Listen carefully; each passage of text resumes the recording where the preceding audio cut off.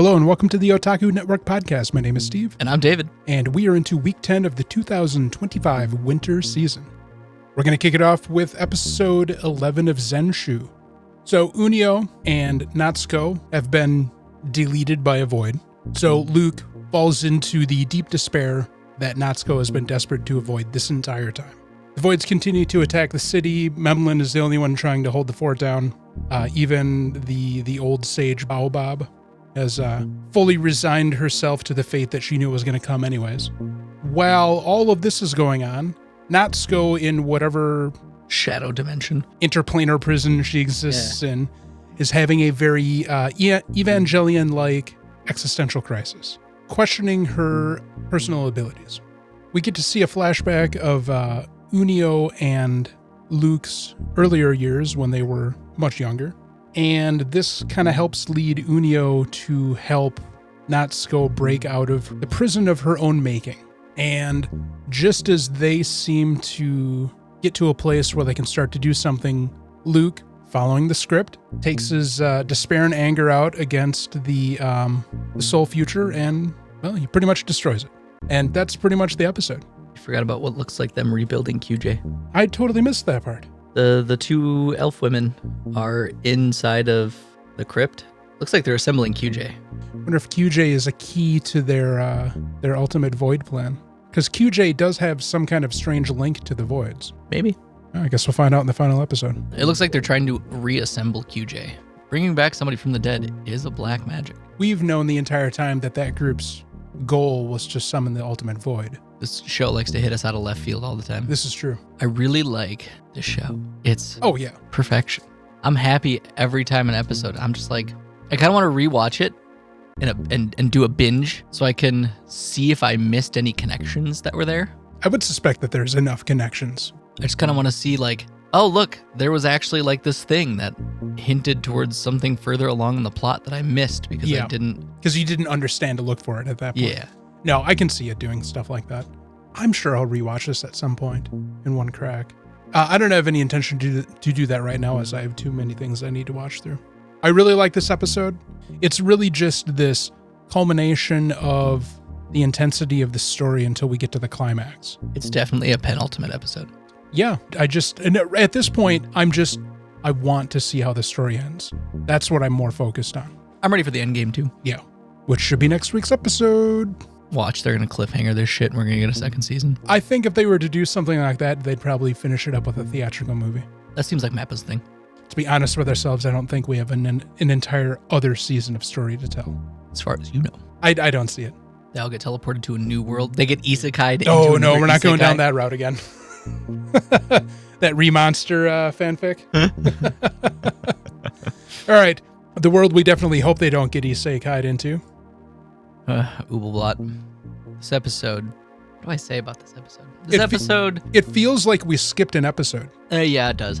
Because the previous episode 9, ended with the four people that are part of the group that are Order of the Seven Spears. Yeah.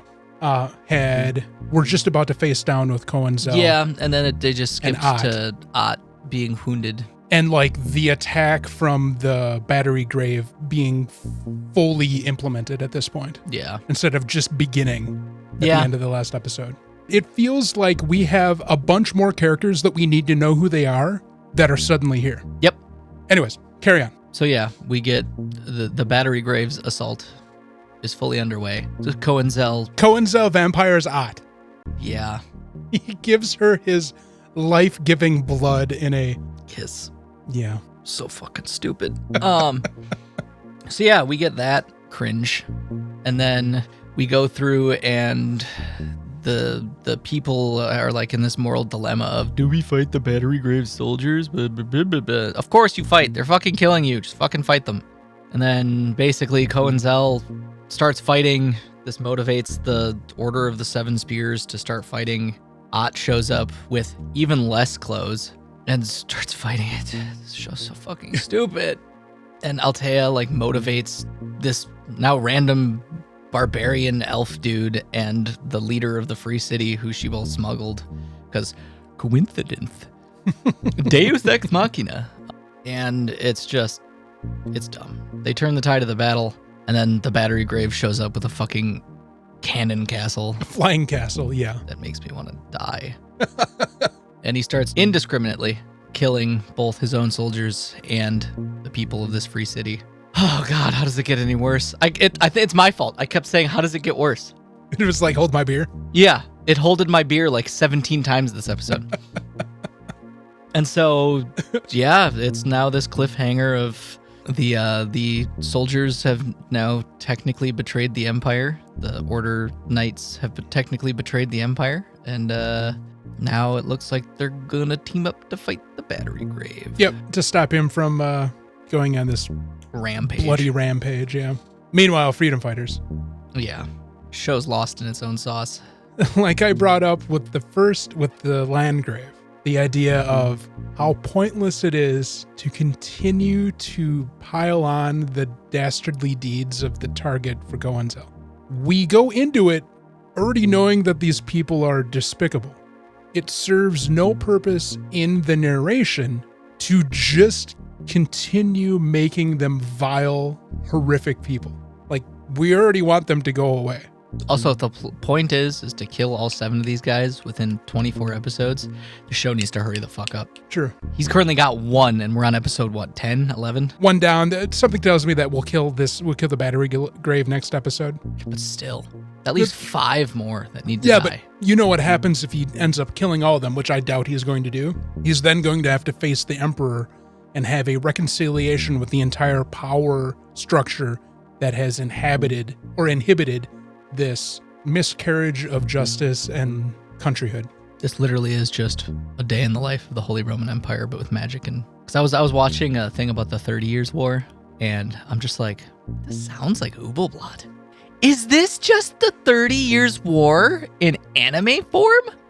Told terribly? With some fantasy sprinkled in? It feels like the 30 Years' War. Except it's just one dude. I'm like, fuck you, anime. Two more episodes. We have 2 more episodes to get through. And then we can put this behind us and only bring it up to torment people with. It's like, how dare you stood where they stood. Liz, I would rather watch a 37-part series about the 30 Years' War in like excruciating detail. Sometimes those get a little slow at some point. Fair. But I would rather watch that if it was all slow. Like if it was just slow point the whole time. Like it's a snail's pace to the end. So yeah, show fucking sucks. All right. So Sakamoto Days has the Sakamoto extended family relaxing after the struggle that they endured dealing with the medical institution situation and go to a local bathhouse. The guy running the bathhouse is, of course, on the side a temporary assassin. Figures out that Sakamoto is Sakamoto and deploys pre-built weapons within the bathhouse to try to take out Sakamoto. But Sakamoto is a plot-protected character, so it all fails in comedic fashion. Apparently Shin isn't plot protected because Jesus Christ, he got his ass beat. I mean, but he was still enduring. Fair. The jet bath scene was pretty funny. When he like cranked it up to ludicrous speed and just rocketed Shin across the flew at Mach Jesus. The bath hall. I loved every single time the 2 kids that were watching this enraptured, they'd go to their dad who's just not paying attention to them, asking if they can do it, and the dad's answer every single time was, when you're adults. And the last one where they're like, can we have snacks? And he's like, yeah, when you're adults. Anyways, so all the plans fail, and before the family can leave, Sakamoto and Lou are enjoying a casual game of ping pong. And 2 other assassin shitheads come in and start picking on the guy who's running the bathhouse. But Sakamoto intervenes because Sakamoto's a good guy, realizing that, the dude who runs the bathhouse really had no ill harm for him. He was just trying to make a buck. So Sakamoto saves the dude from the shitheads from being bullied. And they go on their merry way, and Shin is absolutely not refreshed because it's been a hard day for him. He got destroyed. Second part of the episode deals with the introduction of people associated with Lou's crime family and their desire to bring her back into the fold. And so we are left with a challenge against the guy who's essentially her minder, a man named Wutang, who is challenging them for whether or not Lou will have to go back to work for the crime family. So episode ends off with them about to do some high stakes gambling. I like how she called him a pervert. I mean, he has been shadowing her pretty much her entire life, right? Yeah. So she's maybe no, he is a pervert. Yeah. But he got a nosebleed with things with Sakamoto too. Yeah. Kept calling her mistress. It was weird. Who knows? Weird. He's got some. She's 17, home dog. Well, I also like the. There's a really problematic anime that came out last year called A Girl and Her Guard Dog that has some issues. Yikes. The episode was fine. It's just one of those intermediary ones. The next week's episode is the final one for this core. It seems like a weird place to. Well, maybe it's not a weird place to leave us off, where we just have this story that distracts us from what we are assuming is the main plot point, where we're dealing with this slur character. But I guess since it is pretty much wrapping up, we probably don't want to start digging into that. They probably want to start fresh, looking at that next season, which comes out in the summer. I like too when the guy, after Sakamoto's like, yeah, you're pretty good at this. I enjoyed myself today. He like calls his dad to be like, Dad, I'm going to take over the business. And his dad's like, because you can't hear the dad on this other side of the phone. He just goes, oh, go fuck myself, basically. Okay, cool, thanks. I'm like, damn, that guy can't win. The episode is fine. It just felt like filler, at least the bathhouse part. I thought it was entertaining. It was fine. There was nothing wrong with it.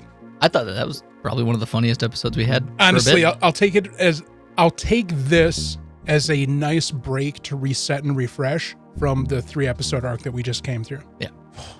That fucking gun cabinet dude, not like him at all. Zenshu is really just moving into its endgame. Sakamoto was a slightly filler with moving into a small arc, and Übel Blatt continues to be stupid. Flail about like a octopus out of. No. Did you notice though, with like all the magic stuff in Übel Blatt? Yeah, like with the lightning, the little smoke clouds. Didn't it look like somebody like just did that in Microsoft After Effects? Did you notice how that the dragons that were attacking were just shooting directly down from their mouths? Yeah. Without pointing down? Yeah. But did you notice when the things hit, it looked like a Microsoft After Effect like smoke cloud? Like I could have easily done that in After Effects after learning, like watching a YouTube video. I was like, wow, this so animation quality is bad. Maybe they're making this show in After Effects. Maybe. They're just using Photoshop. It's so bad. There's like zero redeeming qualities about the show. No. The story is pointlessly convoluted and meandering. Show is just bad. I feel weird watching this show at my house because I'm afraid somebody's going to walk in and be like, why are you watching porn? I'm like, it's not. I wish it was porn. The story would make more sense if this was a porno. Right. It's so fucking stupid. I hate it. I want this whole show to die. Part of me just wants to go to when the last episode comes out to go and watch just the last episode because I don't think I would need show. Yeah, I don't think I would need any explanation as to how they got there. How they got to the end game? Yeah, it would just be like, yeah, cool, that made sense. Konzo's reverted back to his old human version. Okay, if he reverted back to his human form, I would probably need to go back a couple episodes to see how that got resolved. You know, it's going to take the entire show for them to explain how he is even this demi-human form currently as it is. All right. Well, don't forget our other series, Anime Plus. So we've got one more episode of Anime Plus to discuss Orb on the Movements of the Earth. That'll be the final episode, which comes out next Wednesday. We're going to keep Anime Plus going. So keep your eyes peeled for what we are going to be doing moving into the next season. Otherwise, we have 2 more episodes left of this season for the podcast. And the final episode, episode 12, we will talk about the new shows for the next season of the podcast for the spring season. Other than that, thanks for listening. Don't forget to like and subscribe. Come bother us on our socials and join us in Discord. And we can maybe commiserate over the misery that is Übel Blatt. I wonder how many people have stopped listening to us because we talk so much shit about Übel Blatt. And I can't help them. I'm not willing to pander. I'm not willing to pander either. I just want to know. I want to know the statistic. Fair. All right. Thanks again. We'll see you guys in the next episode. Deuces.